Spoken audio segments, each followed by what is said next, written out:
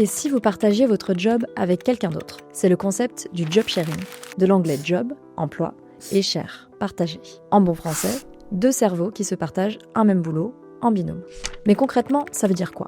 Prenons un exemple. Julie et Laura sont toutes les deux embauchées à temps partiel sur un même poste, qui est donc occupé à temps plein. Elles travaillent sur les mêmes missions, et chacune assure la continuité du travail de l'autre en son absence. L'idée, ce n'est pas de se répartir les tâches pour être complémentaires, mais vraiment de travailler de manière interdépendante pour que chaque partenaire soit parfaitement substituable.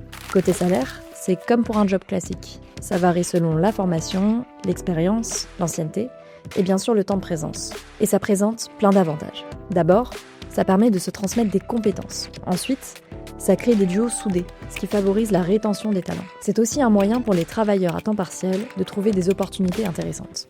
Et enfin, il y a des perspectives d'évolution pour occuper des postes de management en binôme. Ça s'appelle le top sharing. Mais il y a aussi des inconvénients. D'abord, le coût pour l'employeur, puisqu'il faut financer 2 postes de travail pour un même job.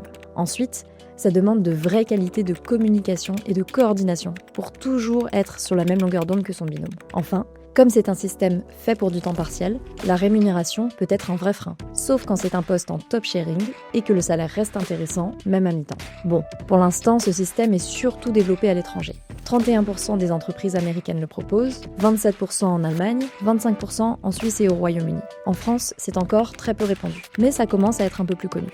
Et vous, ça vous dirait de partager votre poste avec quelqu'un d'autre? Dites-le nous en commentaire.